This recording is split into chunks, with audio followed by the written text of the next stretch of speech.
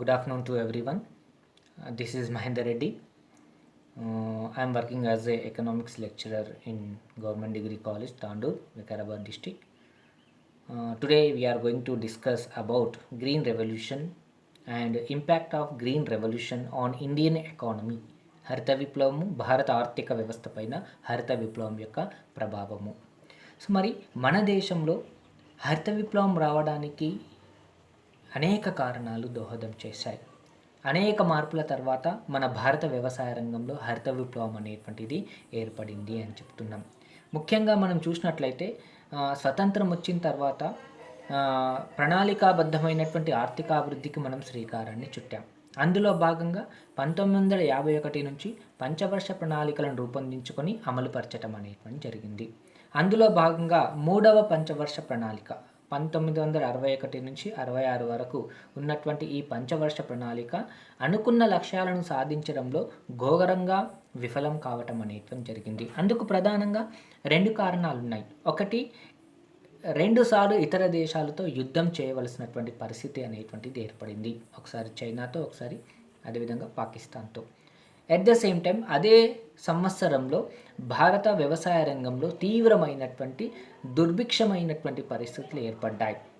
అంటే వాతావరణం అనుకూలించకపోవటం వల్ల వ్యవసాయ రంగంలో ఉత్పత్తులు తగ్గిపోయినాయి. ఆహార సమస్య అనేటువంటిది ఏర్పడింది. ఇతర దేశాల నుంచి ఆహార ధాన్యాలను దిగుమతి చేసుకోవలసిన పరిస్థితి ఏర్పడింది. ఫలితంగా వస్తువులకు డిమాండ్ పెరిగి, ధరలు పెరిగి, ద్రవ్యోల్బణం లాంటి సమస్యలు ఏర్పడ్డాయి. కాబట్టి ఆనాడు ఉన్నటువంటి ప్రభుత్వాలు కావచ్చు, అధికారులు కావచ్చు, ఆర్థికవేత్తలు కావచ్చు ఏమని భావించారంటే సాంకేతికంగా వ్యవసాయ రంగంలో అధికోత్పత్తిని సాధించాలి, అప్పుడే ఈ సమస్యకు ఒక పరిష్కార మార్గాన్ని చూపించవచ్చు అని భావించి 60 తర్వాత సాంకేతికంగా వ్యవసాయ రంగంలో అధికోత్పత్తిని సాధించడం కోసం అనేక కార్యక్రమాలకు శ్రీకారాన్ని చుట్టడం జరిగింది. అందులో భాగంగానే 1960వ సంవత్సరంలో దేశవ్యాప్తంగా ఎంపిక చేసినటువంటి 7 జిల్లాలలో సాంద్ర వ్యవసాయ జిల్లాల పథకాన్ని, intensive agricultural district programme IADP కార్యక్రమాన్ని అమలు చేయటం అనేటువంటి జరిగింది. It is a package programme. ఇది ఒక ప్యాకేజ్ పథకం అని చెప్తున్నాం. అంటే అధికోత్పత్తిని సాధించడం కోసం ఏం చేస్తారు, ఆ జిల్లాలలో ఉన్నటువంటి వనరులను కేంద్రీకరించి రైతుకు అవసరమైనటువంటి ఎరువులు కావచ్చు, విత్తనాలు కావచ్చు, క్రిమిసంహారక మందులు కావచ్చు, ఉత్పాదకలను కావచ్చు సంయుక్తంగా అందించటం అనేటువంటిది జరుగుతుంది. కాబట్టి it is a package programme అని చెప్తున్నాం. ఇందులో ఉన్నటువంటి లోటుపాట్లను సవరిస్తూ 1965లో ఈ సాంద్ర వ్యవసాయ జిల్లాల పథకాన్ని సాంద్ర వ్యవసాయ ప్రాంతాల పథకంగా మార్చటం జరిగింది. మార్చి దేశవ్యాప్తంగా 114 జిల్లాలకు ఈ పథకాన్ని వర్తింపచేయటం అనేటువంటిది జరిగింది అని చెప్తున్నాం. ఇట్లా వ్యవసాయ రంగంలో అధికోత్పత్తిని సాధించడానికి అనేక ప్రయత్నాలు జరిగినాయి.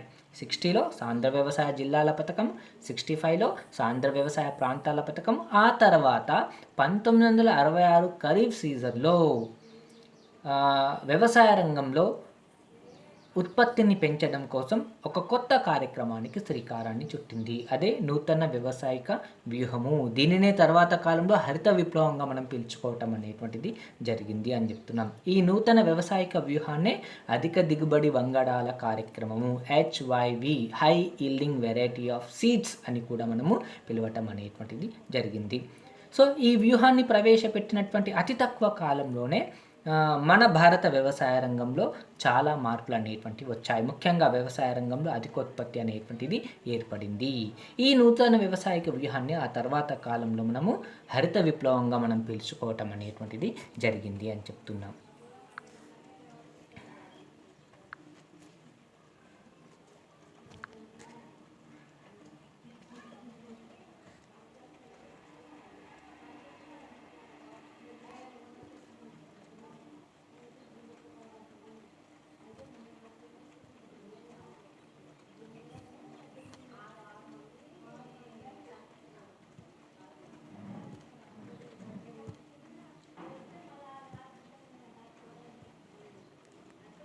హరిత విప్లవము, గ్రీన్ రెవల్యూషన్. ముఖ్యంగా నూతన వ్యవసాయక వ్యూహం అనుసరించిన తర్వాత అతి తక్కువ కాలంలోనే భారత వ్యవసాయ రంగంలో ఉత్పత్తిలో గణనీయమైనటువంటి పెరుగుదల అనేటువంటిది ఏర్పడింది.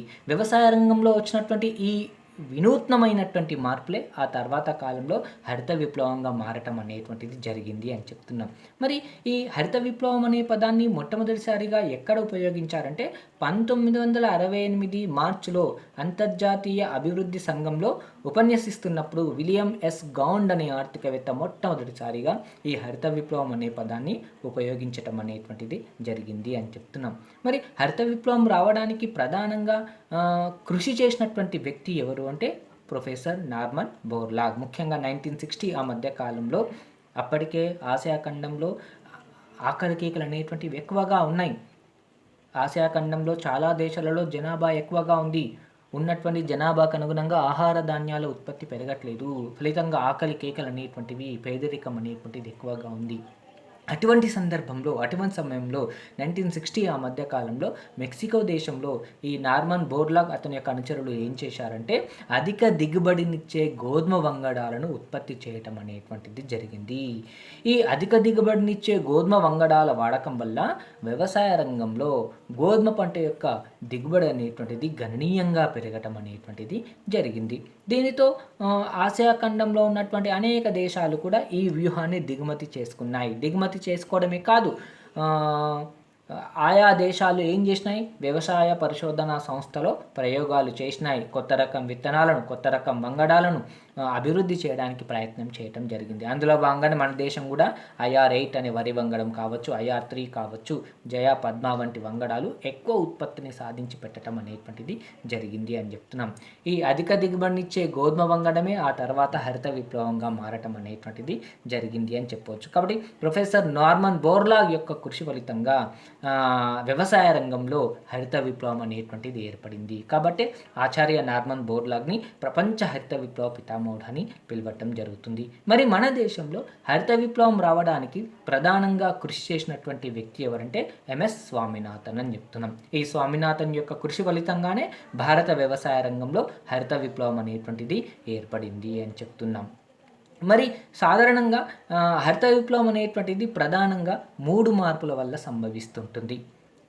అవి ఏంటివంటే 1 by 1 మనం డిస్కస్ చేద్దాం. నెంబర్ 1 జీవశాస్త్ర మార్పుల వల్ల, నెంబర్ 2 రసాయనిక మార్పుల వల్ల, నెంబర్ 3 సాంకేతిక మార్పుల వల్ల. ఈ 3 మార్పుల వల్లనే హరిత విప్లవం అనేటువంటిది సంభవించింది అని చెప్తున్నాం. అందులో నెంబర్ 1 ఏమని చెప్తున్నాం, జీవశాస్త్ర మార్పులు అంటున్నాం. అంటే జీవశాస్త్ర మార్పులలో భాగంగా ఏం జరుగుతుంది, అధిక దిగుబడినిచ్చే వంగడాలను ఉత్పత్తి చేయటం అనేటువంటిది జరుగుతుంది. కాబట్టి 60లో నార్మన్ బోర్లాగ్ అతని యొక్క అనుచరులు అధిక దిగుబడినిచ్చే గోధుమ వంగడాన్ని ఉత్పత్తి చేయటం అనేటువంటిది జరిగింది. ఈ వంగడాలను చాలా దేశాలు కూడా దిగుమతి చేసుకున్నాయి, పరిశోధనలు చేసినాయి. ఆయా దేశాలు కొత్త రకం విత్తనాలను కూడా, వంగడాలను కూడా ఉత్పత్తి చేయటం అనేటువంటిది జరిగింది. మన దేశం కూడా 65లో ఈ వ్యూహాన్ని దిగుమతి చేసుకుంది. మన దేశంలో ఉన్నటువంటి వ్యవసాయ పరిశోధనా సంస్థలు కూడా ప్రయోగాలు చేసినాయి. కొత్త రకం సంకరజాతి విత్తనాలను, వంగడాలను ఉత్పత్తి చేయటం అనేటువంటిది జరిగింది అని చెప్తున్నాం. నెంబర్ 2 రసాయనిక మార్పులు. అంటే అధిక దిగుబడినిచ్చే వంగడాలను వినియోగించి అధికోత్పత్తిని సాధించాలంటే వేటి వాడకం పెరుగుతుంది, రసాయనిక ఎరువుల వాడకం పెరుగుతుంది. అంటే క్రిమి సంహారక మందుల వాడకం పెరుగుతుంది, రసాయనిక ఎరువుల వాడకం అనేటువంటిది పెరుగుతుంది. కాబట్టి రసాయనిక మార్పులలో భాగంగా క్రిమి సంహారక మందులు, రసాయనిక ఎరువుల వాడకం అనేటువంటిది జరుగుతుంది. నెంబర్ 3 సాంకేతిక మార్పులు. సాంకేతిక మార్పులలో భాగంగా ఏం చేస్తారు, దీర్ఘ ఫలానాకాల పంటలకు బదులుగా తక్కువ ఫలానాకాల పంటలను వేస్తారు.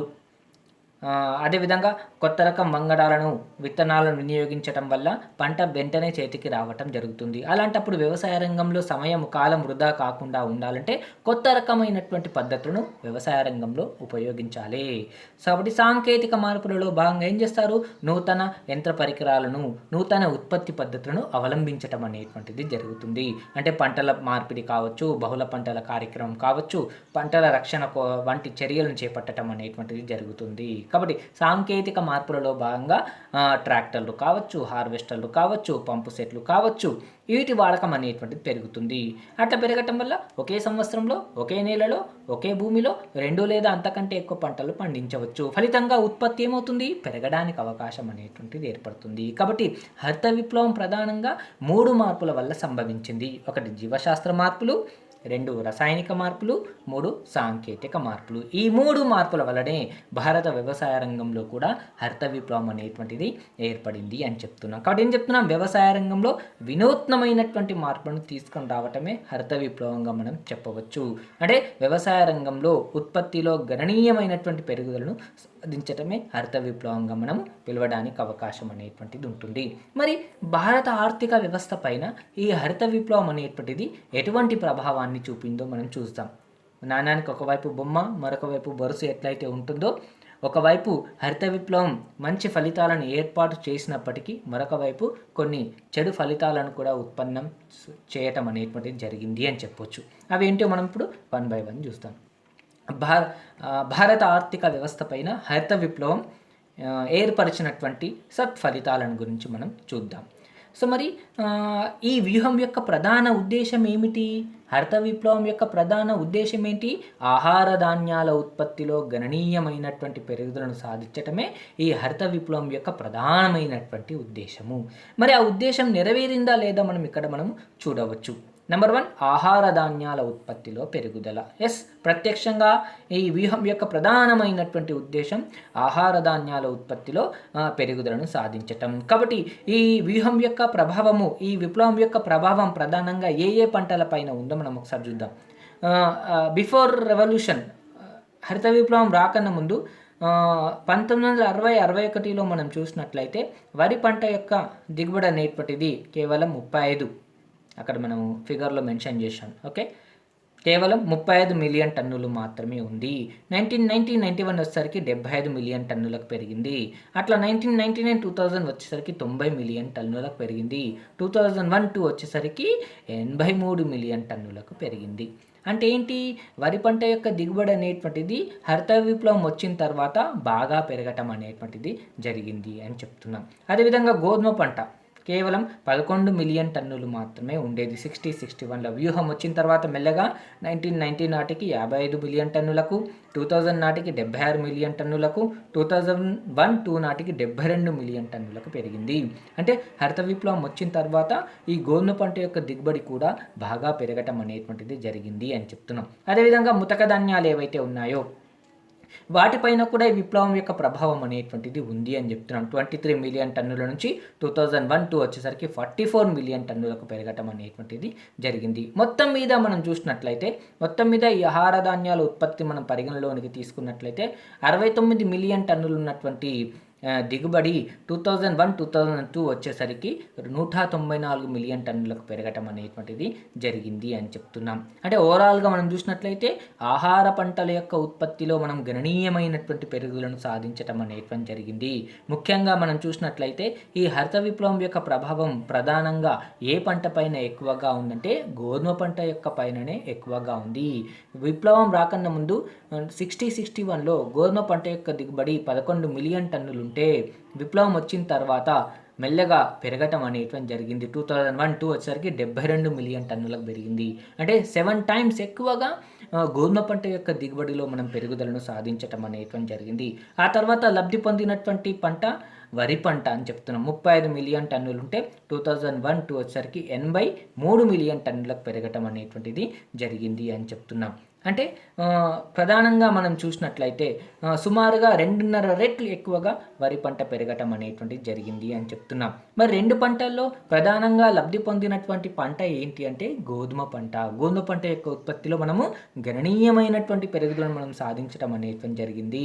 అంటే హరిత విప్లవం యొక్క ప్రభావం ప్రధానంగా ఏ పంట పైన ఉంది? ఇక్కడ గోధుమ పంట పైన ఉంది. అదే కింద చూడండి, మొత్తం తృణధాన్యాలు, పప్పు ధాన్యాలను చూడండి. పప్పు ధాన్యాల పైన హరిత విప్లవం యొక్క ప్రభావం పెద్దగా లేదు. విప్లవం రాకన్నా ముందు 13 మిలియన్ టన్నులు ఉంటే ఆ తర్వాత కూడా ఆల్మోస్ట్ ఆల్ స్థిరంగానే ఉంది. అంటే పప్పు ధాన్యాలపైన హరిత విప్లవం యొక్క ప్రభావం పెద్దగా లేదు. ఓవరాల్గా ఆహార ధాన్యాల ఉత్పత్తిని మనం పరిగణలోనికి తీసుకున్నట్లయితే 82 మిలియన్ టన్నులు ఉన్నటువంటి మొత్తం ఆహార ధాన్యాల ఉత్పత్తి 2001-2 వచ్చేసరికి ఎంతకు పెరిగింది? 211 మిలియన్ టన్నులకు పెరిగింది. అంటే ఇంటెన్షన్ నెరవేరింది. దీని యొక్క ఉద్దేశం ఏంటి? ఆహార ధాన్యాల ఉత్పత్తిలో పెరుగుదలను సాధించటం. కాబట్టి మొత్తం మీద ఆహార ధాన్యాల ఉత్పత్తిలో మనం గణనీయమైనటువంటి పెరుగుదలను సాధించాం. ముఖ్యంగా గోధుమ పంట, అదేవిధంగా వరి పంట. కాకపోతే ఎక్కువ మొత్తంలో మాంసకృతులను అందించే పప్పు ధాన్యాల పైన ఈ విప్లవం యొక్క ప్రభావం అనేటువంటిది పెద్దగా లేదు అని చెప్తున్నాం. కాబట్టి మొత్తం ఆహార ధాన్యాలలో తృణధాన్యాలు పప్పు ధాన్యాల మధ్య నిష్పత్తిలో మార్పులు అనేటువంటివి పెద్దగా లేవు. కాబట్టి వరి పంట గోధుమ పంట యొక్క ఉత్పత్తిలోనే మనం బాగా పెరుగుదలను సాధించటం అనేటువంటి జరిగింది. ముఖ్యంగా గోధుమ పంట 7 రెట్లు పెరిగితే అదేవిధంగా వరి పంట సుమారుగా 2.5 రెట్లు పెరగటం అనేటువంటి జరిగింది. ఇక్కడ ప్రధానంగా లబ్ధి పొందినటువంటి పంట గోధుమ పంటగా మనం చెప్పవచ్చు. అదేవిధంగా నెక్స్ట్ వన్, వాణిజ్య పంటల ఉత్పత్తిలో పెరుగుదల. ఈ వ్యూహం యొక్క ప్రధాన ఉద్దేశం ఏమిటి అంటే ఆహార ధాన్యాల ఉత్పత్తిలో ఎక్కువగా పెరుగుదలను సాధించటం. ఆ లక్ష్యాన్ని సాధించటం అనేటువంటిది జరిగింది. మరి అదేవిధంగా వాణిజ్య పంటల యొక్క ఉత్పత్తిలో పెరుగుదల ముఖ్యంగా మనం చూసినట్లయితే ప్రారంభంలో మనం చూసినట్లయితే వాణిజ్య పంటలపైన ఈ విప్లవం యొక్క ప్రభావం అనేటువంటిది చాలా తక్కువగా ఉంది. 61 నుండి 74 వరకు మనం చూసినట్లయితే వాణిజ్య పంటల మీద హరిత విప్లవం యొక్క ప్రభావం అనేటువంటిది చాలా తక్కువగా ఉంది. కాబట్టి డాక్టర్ ధరం నారాయణ్ ఏమంటున్నాడు, ఈ హరిత విప్లవాన్ని వాణిజ్య పంటల పక్షపాతంగా అభివర్ణించడం అనేటువంటి జరిగింది. ఎందుకంటే వాణిజ్య పంటలు అంటే ఆర్థికంగా ఎక్కువ ఆదాయాన్ని తెచ్చే పంటలు ఏవైతే ఉన్నాయో, చెరుకు కావచ్చు, పత్తి కావచ్చు, జనుము కావచ్చు, నూనె గింజలు కావచ్చు, బంగాళదుంప కావచ్చు, ఈ పంటలపైన ఈ విప్లవం యొక్క ప్రభావం ప్రారంభంలో పెద్దగా లేదు. కాకపోతే తర్వాత 74 తర్వాత ఈ పంటలలో కూడా కొంతవరకు పెరుగుదల అనేటువంటిది ఏర్పడింది అని చెప్పవచ్చు. ముఖ్యంగా మనం చూసినట్లయితే చెరుకును చూడండి, 61లో 110 మిలియన్ టన్నులు ఉంటే 1999-2000 వచ్చేసరికి 299 మిలియన్ టన్నులకు పెరగటం అనేటువంటి జరిగింది. పత్తి విషయంలో 6 మిలియన్ బెల్లాల నుంచి 12 మిలియన్ బెల్లాలకు పెరగటం అనేటువంటిది జరిగింది. జనుము విషయంలో 4 మిలియన్ బెల్లాల నుంచి 11 మిలియన్ బెల్లాలకు పెరగటం అనేటువంటి జరిగింది. అదేవిధంగా నూనె గింజలు 7 మిలియన్ టన్నుల నుంచి 21 మిలియన్ టన్నులకు పెరగటం అనేటువంటి జరిగింది. బంగాళాదుంప 3 మిలియన్ టన్నుల నుంచి 25 మిలియన్ టన్నులకు పెరిగింది. ముఖ్యంగా ప్రారంభంలో వాణిజ్య పంటలపైన దీని యొక్క ప్రభావం తక్కువ ఉంది. 74 తర్వాత మెల్లగా వాణిజ్య పంటలపైన కూడా హరిత విప్లవం యొక్క ప్రభావం అనేటువంటిది ఏర్పడింది.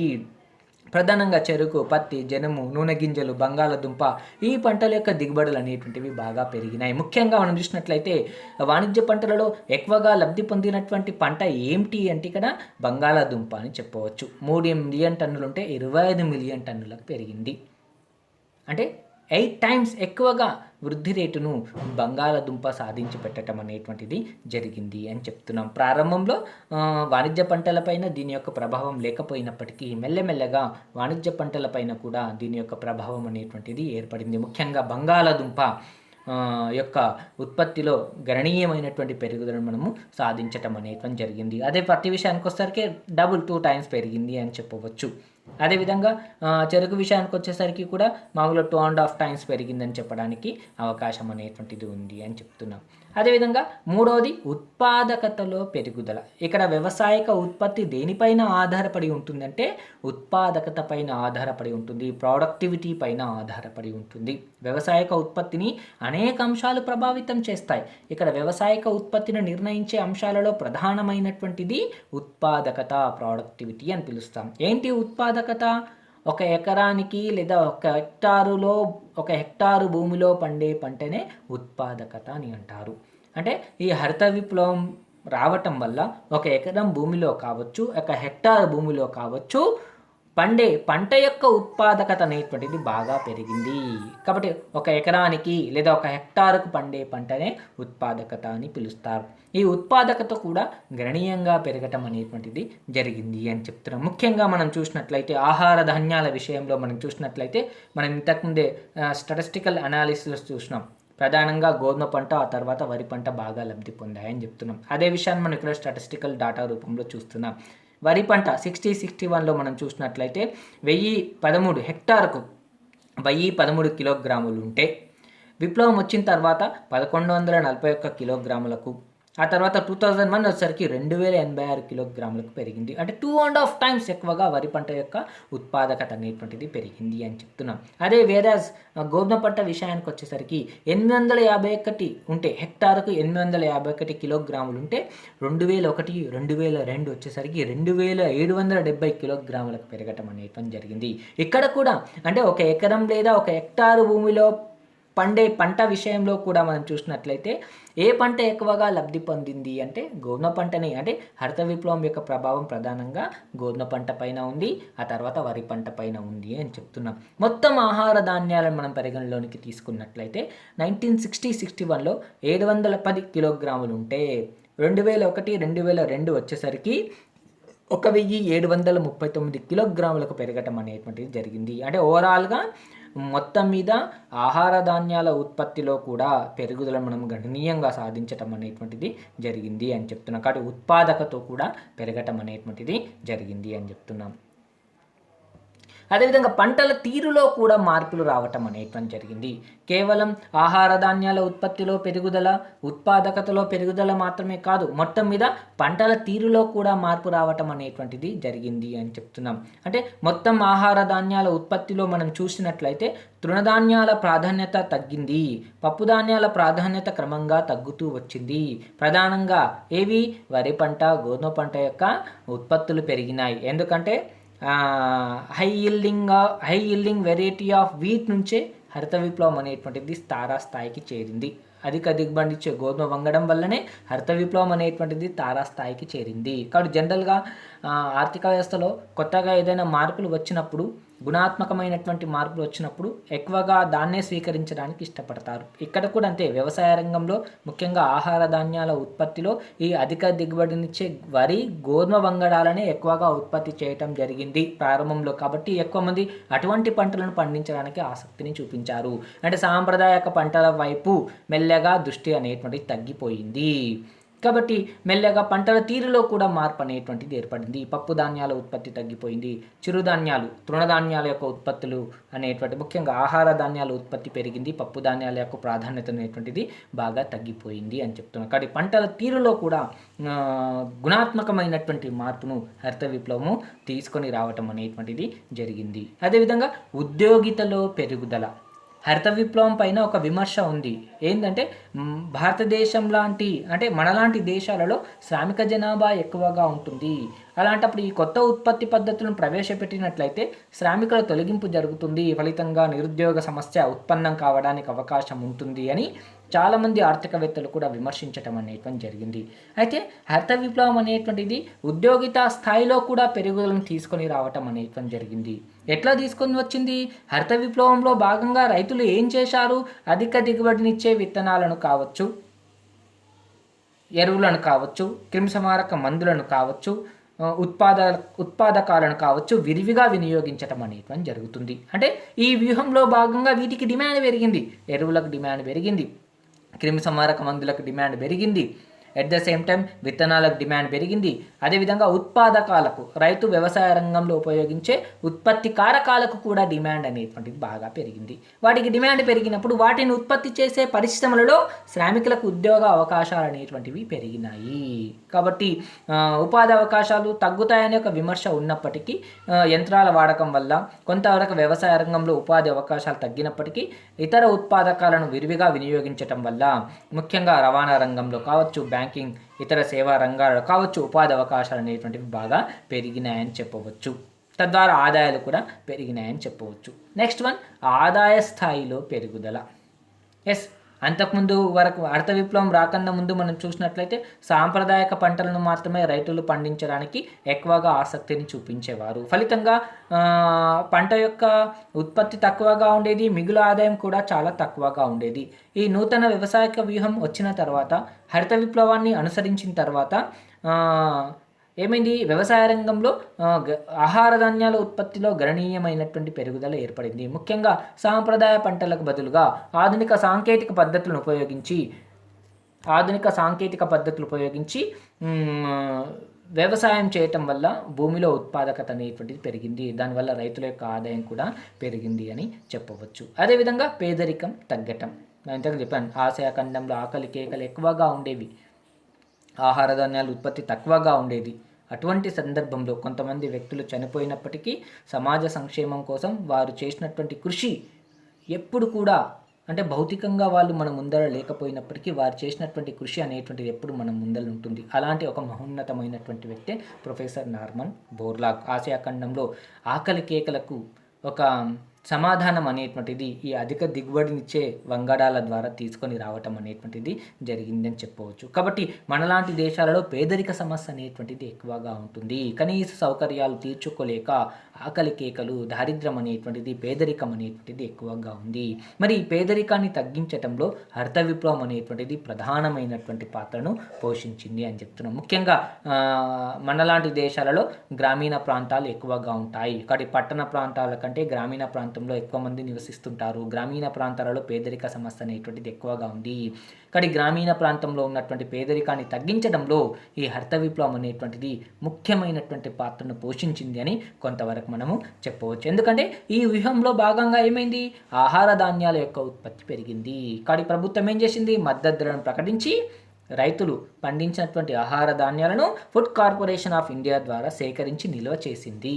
నిల్వ చేసి ఏం చేసింది, పబ్లిక్ డిస్ట్రిబ్యూషన్ సిస్టమ్, ప్రజా పంపిణీ వ్యవస్థ ద్వారా గ్రామీణ ప్రాంతంలో మనం రేషన్ దుకాణాలు అని పిలుస్తాం, చౌక ధర దుకాణాలు, రేషన్ దుకాణాలు అని పిలుస్తాం, పబ్లిక్ డిస్ట్రిబ్యూషన్ సిస్టమ్. కాబట్టి ఏం చేసింది, పేదవారికి ఎవరైతే దారిద్ర్య రేఖ కింద ఉంటారో వాళ్ళందరికీ కూడా ప్రజా పంపిణీ వ్యవస్థ ద్వారా ఆ మిగులు నిల్వలను ఉచితంగా కావచ్చు, తక్కువ ధరలకే కావచ్చు పంపిణీ చేయటం అనేటువంటి జరిగింది. తద్వారా పేదరికాన్ని తగ్గించడానికి కూడా ఈ వ్యూహం అనేటువంటిది మనకు బాగా ఉపయోగపడింది అని చెప్పవచ్చు.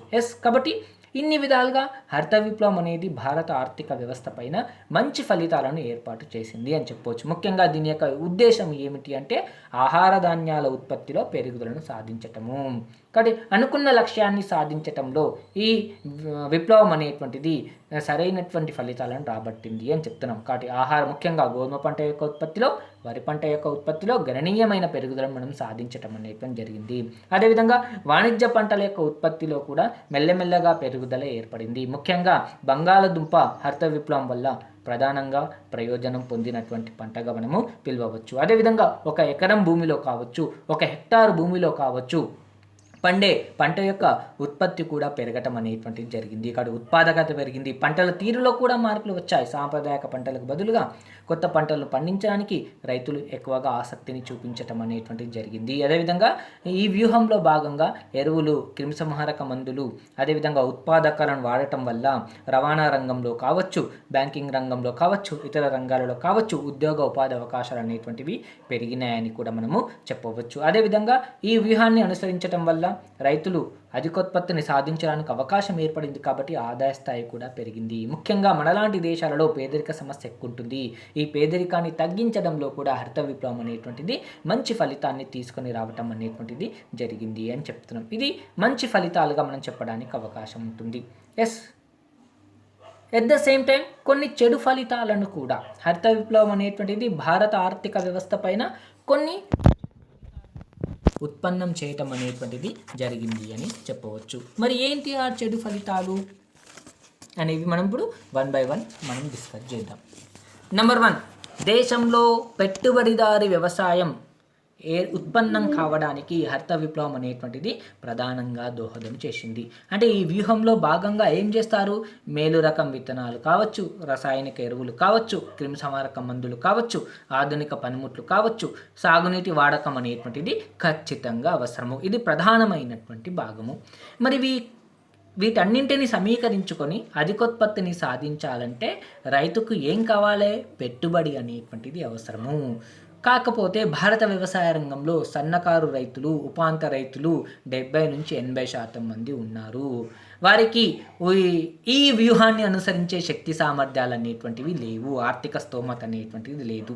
కానీ ఎవరైతే పెద్ద వ్యవసాయదారులు ఉన్నారో, సంపన్న వ్యవసాయదారులు ఉన్నారో వారు మాత్రమే ఈ వ్యూహాన్ని అనుసరించి సరైనటువంటి ఫలితాన్ని సాధించటం అనేటువంటిది జరిగింది. కాబట్టి సన్నకారు రైతులు, అదేవిధంగా ఉపాంత రైతులు ఈ వ్యూహాన్ని అనుసరించే శక్తి సామర్థ్యాలు లేవు. కాబట్టి దేశంలో పెట్టుబడిదారీ వ్యవసాయం అనేటువంటిది పెరగడానికి ఈ వ్యూహం అనేటువంటిది ప్రధానంగా దోహదం చేసింది అని కూడా మనము చెప్పవచ్చు. అంతేకాకుండా ఏంటి, చిన్నకారు సన్నకారు రైతులు ఏం చేశారు, ఈ వ్యూహాన్ని అనుసరించడం కోసం వడ్డీ వ్యాపారస్తుల మీద ఎక్కువగా ఆధారపడటం అనేటువంటి జరిగింది. ఎక్కువ వడ్డీ రేటుకు పరపతిని తీసుకోవటం అనేటువంటి జరిగింది. ఫలితంగా రుణభారం కూడా పెరిగి రుణభారం పెరిగి రైతులు పరిమితంగా ఉన్నటువంటి భూమిని అమ్ముకొని వ్యవసాయ కూలీలుగా కూడా మారటం అనేటువంటిది జరిగింది అని కూడా మనము చెప్పవచ్చు. అదేవిధంగా ఆదాయ వ్యత్యాసాల పెరుగుదల అంటే దేశంలో రైతుల మధ్య ఆదాయ సంపదలలో వ్యత్యాసాలను కూడా ఈ వ్యూహం సృష్టించడం అనేటువంటి జరిగింది అని చెప్తున్నాం. ముఖ్యంగా గ్రామీణ ప్రాంతాలలో ప్రజలకు ప్రధానమైనటువంటి ఆదాయ వనరు ఏంటి అంటే వ్యవసాయము, భూకమతం అని చెప్పవచ్చు. గ్రామీణ ప్రాంతాలలో ఈ ఆదాయ పంపిణీ మీద హరిత విప్లవం అనేటువంటిది ప్రతికూలమైనటువంటి ప్రభావాన్ని చూపించింది. ముఖ్యంగా సిహెచ్ హనుమంతరావు గారు చెప్పినట్టు అతని యొక్క అధ్యయనంలో మనం చూసినట్లయితే హరిత విప్లవం వల్ల ప్రయోజనాలు అనేటువంటివి అన్ని వర్గాలకు, అందరు రైతులకు పంచిపెట్టడం అనేటువంటి జరగలేదు. పెద్ద రైతులు మాత్రమే హరిత విప్లవం వల్ల ప్రధానంగా లబ్ధి పొందారు. చిన్న రైతుల మధ్య అంటే పెద్ద రైతులు, చిన్న రైతుల మధ్య, భూస్వాములు, సొంతంగా భూమి లేని వ్యవసాయ కూలీలు, కౌలుదారుల మధ్య సాంకేతిక మార్పులు అనేటువంటివి ఆదాయ వ్యత్యాసాలను పెంచడానికి ప్రధానంగా దోహదపడిందని కూడా మనము చెప్పవచ్చు. అదేవిధంగా ప్రాంతీయ వ్యత్యాసాలు అంటే హరిత విప్లవం అనేది దేశంలో అన్ని ప్రాంతాలకు విస్తరించడం అనేటువంటిది జరగలేదు. కాబట్టి ఆయా ప్రాంతాల మధ్య ప్రాంతీయ వ్యత్యాసాలు కూడా ఏర్పడ్డాయి. రైతుల మధ్య ఆదాయ వ్యత్యాసాలు ఏర్పడ్డాయి, ఆయా ప్రాంతాల మధ్య ప్రాంతీయ వ్యత్యాసాలు కూడా ఏర్పడ్డాయి. ముఖ్యంగా ఈ వ్యూహాన్ని అనుసరించాలంటే సాగునీటి సౌకర్యాలు అనేటువంటివి బాగా కావాలి. కాబట్టి సాగునీటికి ప్రాధాన్యత అనేటువంటిది ఎక్కువగా ఉంటుంది. అంటే రసాయనిక ఎరువుల వాడకానికి అధికంగా నీరు అనేటువంటిది అవసరము. కాబట్టి ఈ విధానం నీటిపారుదల సౌకర్యాలు అధికంగా ఉన్నటువంటి రాష్ట్రాలకు మాత్రమే పరిమితం కావటం జరిగింది. ముఖ్యంగా పంజాబ్ కావచ్చు, హర్యానా కావచ్చు, ఆంధ్రప్రదేశ్లో, పశ్చిమ గోదావరి జిల్లాలలో, వివిధ రాష్ట్రాలలో ముఖ్యంగా నీటిపారుదల సౌకర్యాలు సమృద్ధిగా ఉన్నటువంటి కొన్ని ప్రాంతాలకు మాత్రమే ఈ హరిత విప్లవం అనేటువంటిది ప్రయోజనాన్ని కలిగించింది. నీటిపారుదల సౌకర్యాలు లేని ప్రాంతాలపైన దీని యొక్క ప్రభావం అనేటువంటిది లేదు. ఫలితంగా ఆయా ప్రాంతాల మధ్య ప్రాంతీయ వ్యత్యాసాలు ఏర్పడ్డాయి. ముఖ్యంగా ఆంధ్రప్రదేశ్లో మనం చూసినట్లయితే సాగునీటి కొరతగా ఉన్నటువంటి రాయలసీమ కావచ్చు, అప్పుడు ఉమ్మడి ఆంధ్రప్రదేశ్లో మన తెలంగాణ ప్రాంతం, ఇక్కడ నీటిపారుదల సౌకర్యాలు అనేటువంటివి చాలా తక్కువగా ఉన్నాయి. కాబట్టి మన ప్రాంతాలపైన ఈ విప్లవం యొక్క ప్రభావం అనేటువంటిది సరిగ్గా లేదు అని చెప్పవచ్చు. ఫలితంగా ప్రాంతీయ వ్యత్యాసాలు అనేటువంటివి ఏర్పడ్డాయి అని కూడా మనము చెప్పవచ్చు. అంతేకాకుండా ఈ హరిత విప్లవం అనేది అన్ని పంటలకు పరిమితం కాలేదు. సస్య విప్లవం అంటున్నాం కదా, అంటే అన్ని ఆహార ధాన్యాల ఉత్పత్తిలో గణనీయమైన పెరుగుదల సాధించినప్పుడే అది నిజమైనటువంటి విప్లవము, హరిత విప్లవము లేదా సస్య విప్లవము అని చెప్పవచ్చు. కానీ హరిత విప్లవం వల్ల కేవలం కొన్ని పంటలు మాత్రమే ప్రయోజనం పొందినాయి. అంటే హరిత విప్లవం యొక్క ప్రభావం అన్ని పంటలపైన లేదు. ముఖ్యంగా ఆహార ధాన్యాల ఉత్పత్తిలో అధికంగా పెరుగుదల సాధించినప్పటికీ అందులో ఈ పంట యొక్క ప్రభావం, ఈ వ్యూహం యొక్క ప్రభావం దేనిపైన ఉంది అంటే గోధుమ పంట పైన, వరి పంట పైన మాత్రమే ఉంది. ఈ రెండు పంటల యొక్క ఉత్పత్తిలో గణనీయమైన పెరుగుదలను మనం సాధించినాం. కానీ పప్పు ధాన్యాలపైన హరిత విప్లవం యొక్క ప్రభావం అనేటువంటిది పెద్దగా లేదు. అదే వాణిజ్య పంటల విషయానికి వచ్చేసరికి కేవలం బంగాళదుంప మాత్రమే ఎక్కువ ప్రయోజనాన్ని పొందింది. నూనె గింజల ఉత్పత్తిలో పెద్దగా చెప్పుకోదగినటువంటి మార్పు అనేటువంటిది లేదు అని చెప్తున్నాం. కొన్ని పంటలకు మాత్రమే పరిమితం కావటం అనేటువంటి జరిగింది. అలాంటప్పుడు ఇది సస్య విప్లవం కాదు, గోధుమ విప్లవం మాత్రమే అవుతుంది. ఎందుకంటే హరిత విప్లవం వల్ల ప్రధానంగా లబ్ధి పొందినటువంటి పంట గోధుమ పంట. కాబట్టి ఒకసారి గ్రూప్ 2 ఎగ్జామ్లో కూడా అడిగాడు, వేరే కాంపిటేటివ్ ఎగ్జామ్లో హరిత విప్లవాన్ని ఇంకొక పేరుతో కూడా పిలుస్తాం, గోధుమ విప్లవం అని కూడా మనం దాన్ని పిలవటం జరుగుతుంది. ఎందుకంటే ఈ హరిత విప్లవం యొక్క ప్రభావం ప్రధానంగా ఏ పంట పైన ఉంది అంటే గోధుమ పంట పైన ఉంది. ఆ తర్వాత లబ్ధి పొందింది వరి పంట. కాబట్టి గోధుమ విప్లవం అని కూడా మనం పిలుస్తాం. కాబట్టి అన్ని రకాల వ్యవసాయక ఉత్పత్తులలో గణనీయమైన పెరుగుదలను సాధించినప్పుడే దానిని మనము హరిత విప్లవము లేదా సస్య విప్లవం అని పిలవడానికి అవకాశం అనేటువంటిది ఉంటుంది. కానీ హరిత విప్లవం అనేటువంటిది అన్ని పంటల యొక్క ఉత్పత్తిలో పెరుగుదలను సాధించి పెట్టలేదు. కాబట్టి ఇది కొన్ని పంటలకే పరిమితమయ్యింది. కాబట్టి ఇది సస్య విప్లవం కాదు అని కూడా మనము పిలవడానికి అవకాశం అనేటువంటిది ఉంటుంది. అంతేకాకుండా ముఖ్యంగా మనలాంటి దేశాలలో శ్రామిక జనాభా అనేటువంటిది ఎక్కువగా ఉంటుంది. మరి ఈ హరిత విప్లవాన్ని అనుసరించినట్లయితే, ఆధునిక సాంకేతిక ఉత్పత్తి పద్ధతులను అనుసరించినట్లయితే శ్రామికుల తొలగింపు జరిగి నిరుద్యోగ సమస్య ఉత్పన్నం కావడానికి అవకాశం అనేటువంటిది ఉంటుంది. అఫ్కోర్స్ ఎందుకంటే ముఖ్యంగా మనలాంటి దేశాలలో శ్రామిక జనాభా ఎక్కువగా ఉంటుంది. ఈ వ్యూహంలో భాగంగా ఎరువులు కావచ్చు, ఉత్పాదకాలను తయారు చేసే పరిశ్రమలలో శ్రామికుల ఉద్యోగ ఉపాధి అవకాశాలు లభించినప్పటికీ మనలాంటి దేశాలలో సన్నా చిన్నకారు రైతులే ఎక్కువగా ఉంటారు. వారికి ఈ వ్యూహాన్ని అనుసరించే శక్తి సామర్థ్యాలు ఉండవు. కాబట్టి వీళ్ళందరూ కూడా వ్యవసాయ రంగం పైననే ఆధారపడి జీవిస్తూ ఉంటారు. అలాంటప్పుడు కొత్త ఉత్పత్తి పద్ధతులను అనుసరించినట్లయితే శ్రామికుల తొలగింపు జరిగి నిరుద్యోగ సమస్య ఉత్పన్నం కావడానికి అవకాశం అనేటువంటిది ఉంది అని చాలామంది ఆర్థికవేత్తలు కూడా విమర్శించడం అనేటువంటిది జరిగింది అని చెప్తున్నాం. అదేవిధంగా సస్య విప్లవం కాదు, గోధుమ విప్లవమే అవుతుంది. ఎందుకంటే హరిత విప్లవం వల్ల ప్రధానంగా లబ్ధి పొందినటువంటి పంట ఏమిటి అంటే గోధుమ పంట. అన్ని పంటల యొక్క ఉత్పత్తుల పైన ఈ విప్లవం యొక్క ప్రభావం అనేటువంటిది లేదు. కాబట్టి ఇది గోధుమ విప్లవమే అవుతుందే తప్ప సస్య విప్లవం కాదని కూడా మనం పిలవడానికి అవకాశం అనేటువంటిది ఉంటుంది. ముఖ్యంగా మనం ఇంతకు చెప్తున్న శ్రామికుల తొలగింపు విషయానికి వస్తే హరిత విప్లవంలో భాగంగా కొత్త ఉత్పత్తి పద్ధతులను యాంత్రీకరణ ప్రభావం అనేటువంటిది ఎక్కువగా ఉంటుంది. కాబట్టి దీనిపైన చాలామంది కూడా అధ్యయనాలు చేశారు. ముఖ్యంగా శ్రీ వాత్సవ కావచ్చు, రాబర్ట్ డబ్ల్యూ క్రెయిన్ కావచ్చు, ఇటువంటి ఆర్థికవేత్తలు కూడా చాలా స్టడీస్ చేయటం అనేటువంటి జరిగింది. ఈ వ్యూహంలో భాగంగా సాంకేతికత ముఖ్యంగా నవకల్పనను 2 రకాలుగా వీళ్ళు విభజించడం అనేటువంటి జరిగింది. ఒకటి జీవ సంబంధమైనది, అధిక దిగుబడి విత్తనాలు, ఎరువుల వాడకం ఈ రకానికి సంబంధించినవి. 2 యాంత్రికపరమైనటువంటిది.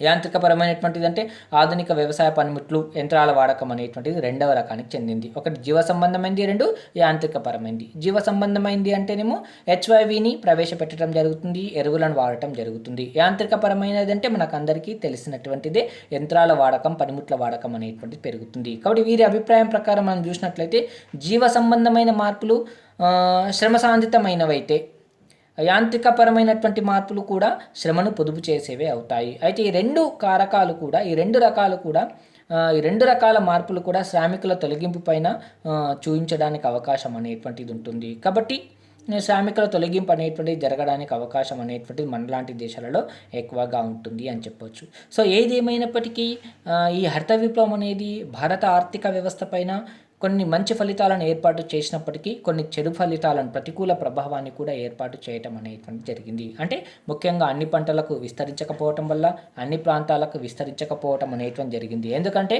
ఈ వ్యూహంలో భాగంగా నీటిపారుదల సౌకర్యాలు ఖచ్చితంగా అవసరము. కాబట్టి నీటిపారుదల సౌకర్యాలు మెరుగుగా ఉన్నటువంటి ప్రాంతాలకి ఈ వ్యూహం పరిమితం కావటం అనేటువంటి జరిగింది.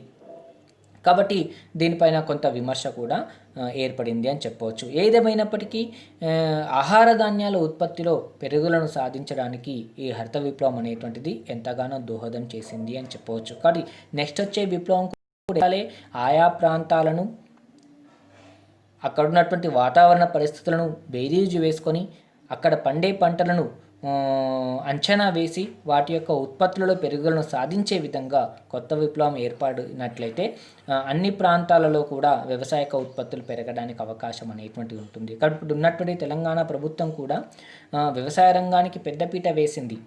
అందుకోసమే రాష్ట్ర ముఖ్యమంత్రి గారు పదే పదే చెప్తున్నారు, మనం ఎట్లయితే మనకు ఏదైనా డిసీజ్ వస్తే ల్యాబ్కి వెళ్తాం. ఫర్ ఎగ్జాంపుల్ COVID-19 వచ్చింది, జలుబు కావచ్చు, దగ్గు కావచ్చు, ఫీవర్ కావచ్చు, ఉంటే మనం హాస్పిటల్కి వెళ్ళి శాంపుల్ ఇస్తే టెస్ట్ చేసి ఒకవేళ మనకు జలుబు ఉంటే పాజిటివ్ అని, లేకపోతే కోవిడ్ ఉంటే పాజిటివ్ లేదంటే నెగిటివ్ అని చెప్తారు. అట్లా ఆయా ప్రాంతాలలో అన్ని రకాల పంటలు పండించుకోవడానికి అనుకూలంగా ఉండవు. కొన్ని ప్రాంతాలలో కొన్ని రకాల పంటలు పండితే మరికొన్ని ప్రాంతాలలో ఇంకొక రకమైనటువంటి పంట పండుతుంది.